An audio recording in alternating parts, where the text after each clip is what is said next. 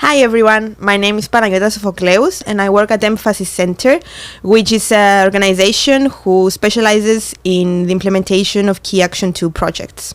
So I work at Emphasis for the last 3 years now, and I get involved with different target groups such as young people, adult learners, and more specifically seniors, as well as school teachers. So when it comes to these target groups, I help them develop some skills such as soft skills, problem solving, communication, also creativity skills, and digital skills. These 3 years, I got more involved with seniors and their training and the development of their digital skills, but also the development of creativity skills. So the main challenge when it comes to seniors was the fact that most of them believe that they are old enough and they don't need to learn something new. So even if you try to tell them let's learn this and that, they will tell you I'm too old for that, or they believe that this is not for them, that the things that you want to teach them are too modern or too complicated. So it's really important to go past that step and encourage them to try, and if they don't like it, then of course they can stop if they want to. When it comes to creativity, there was another challenge, that it was that they linked creativity immediately with arts and culture. So the first thing that they were telling, it was like, I don't draw well, I don't paint, I don't like painting, or I don't like going to museums. So for them, the challenge was to explain to them that creativity is not just painting or drawing or the arts in general, but it can benefit them even more by being creative.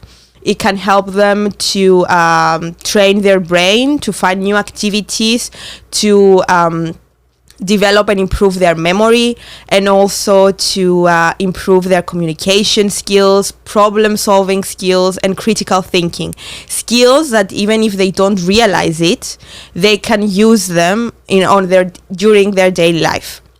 So the creativity trainings that we had with seniors, they were mainly in the multifunctional center of the municipality of Nicosia, which is a center who offers to the residents of that municipality everyday trainings, excursions. Also provide them with lunch and transport to the center and back to their places. So for them, it's like a daily school, let's say. And the trainings that they offer, they are related also to this part of brain training and also of learning new things. So we, as Emphasis, we decided to go and offer these trainings for free to them. And most of them, they were related to creativity. So on the first day, when we explained to them what we're going to do, of course, as I mentioned before, there were these challenges of being like creativity, that's painting, that's drawing. I don't know, I may not be interested on that. So we tried and we explained to them that this is not just what we're going to do. We gave some examples of what we were going to do in the future. And then we started with the basic thing. So we started with drawing and painting, just to see how comfortable they are with their hands. And then we wanted to go to more advanced. So in the first or the second class, we asked them to draw and to paint Christmas cards. So we gave them markers, stickers, anything they wanted to put on a card that we said to them to actually give it to their families afterwards. So we were trying to all of the activities to have something personal for them, or a meaning, like to do something in order to give it to someone that they have close to them. And that was really important because that's when we saw them that they were motivated enough to do so and to do the activities. So in the first activity, we saw that they were asking us if they were doing it correctly, if they should put a sticker on that part of the card, or what should they write, or if they are going to draw the Santa Claus green or red. So we gave them the liberty to do as they wish. And after a bit of time, we saw that they stopped asking, not because they didn't care, but because they gained a bit of independence and they saw that they can be creative as in their own way. They started being more independent and even more motivated, and more people were coming to the class after talking with other seniors that they already attended the classes, that it's really interesting, and it's an hour of their time every day, but it was for them to relax, but at the same time do something creative. One of the most important activities that we had afterwards, it was the memory box, the so-called activity memory box, that it was divided in 2 sessions. So in the first session, we gave them a box, a big box, that they had, once again, with markers, stickers, pencils. They had to personalize it. So they wrote their name, they drew flowers on it, stars, hearts, anything they wanted, in order to make it personal. And then we told them that they need to go back home and put in that box anything that helps them remember things. So anything that is of personal value and that brings back memories, like photos or items that they brought from their house when they were younger. Also, some of them could put letters or some articles from the newspaper that they were related to them, or they reminded them of a special event. And on the second session, when they were coming back after a week or so, they had to present to us, but to the rest of the class as well, what items they put in that memory box, and also why. So in the second session, they were also excited to explain the items that they put in, to explain why and what memories they were bringing back to them. So at the beginning, we had the creativity skills. So in the first session, where they had to paint and personalize the box. But on the second one, they had to train their brain, remember things, and also to communicate, to express their feelings, and also to listen to other people of what they had in their box. So it was really interesting because some of them started saying, oh, we had that tradition also in our village, or I put a photo of my husband, or I have one as well. So it was really good to have this exchange of memories between them. And all of them shared the importance that box had on them after the 2 sessions, because most of them explained that this box will be given to their families, to their grandchildren, or they're going to explain, as they explained to us, what they included in it. They're going to do it also to their grandchildren in order to explain some of their memories, and also when they pass away, they will give that box to their families in order not to lose the stuff that they included in it. Another really interesting activity was the one that we did with just a photo frame. So we gave them a photo frame to once again draw and personalize, but then they had to put a specific photo that they wished to.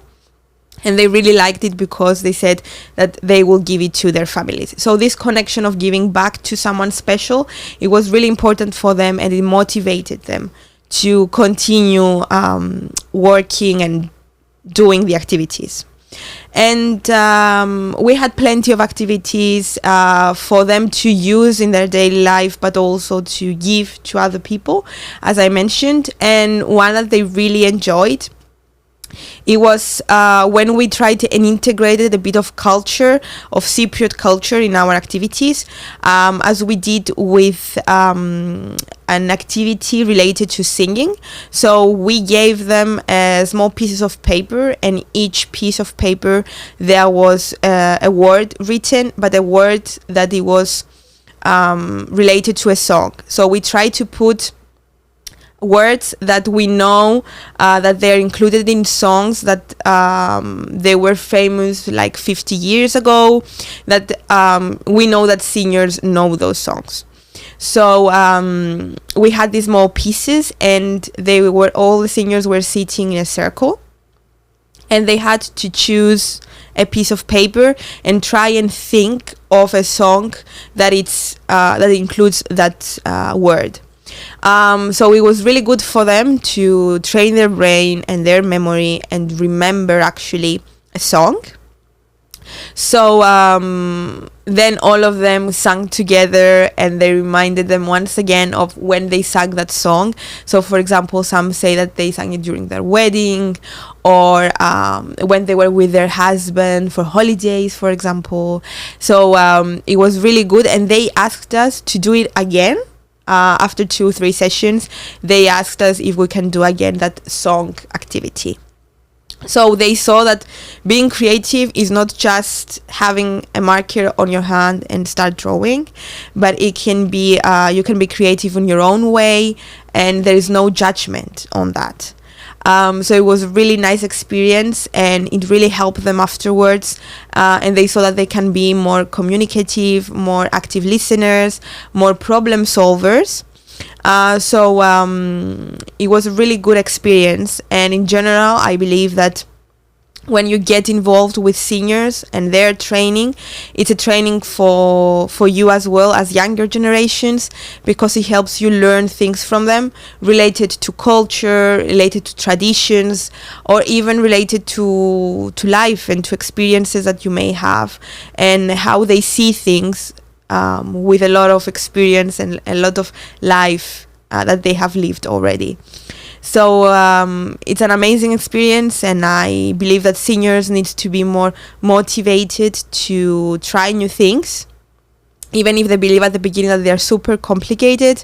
But then also for younger generations to be patient and with them, and to try and help them on their own pace, on their own manner, because for us also it was a challenge at the beginning to organize these classes, because we were not sure if a session will be enough for some activities. So what we did, as I mentioned before, is dividing it in different sessions instead of putting a lot of information in only one. So I encourage everyone to get involved with seniors and help them learn, even at the age of 70, 80. So this was for me. Thank you very much for listening.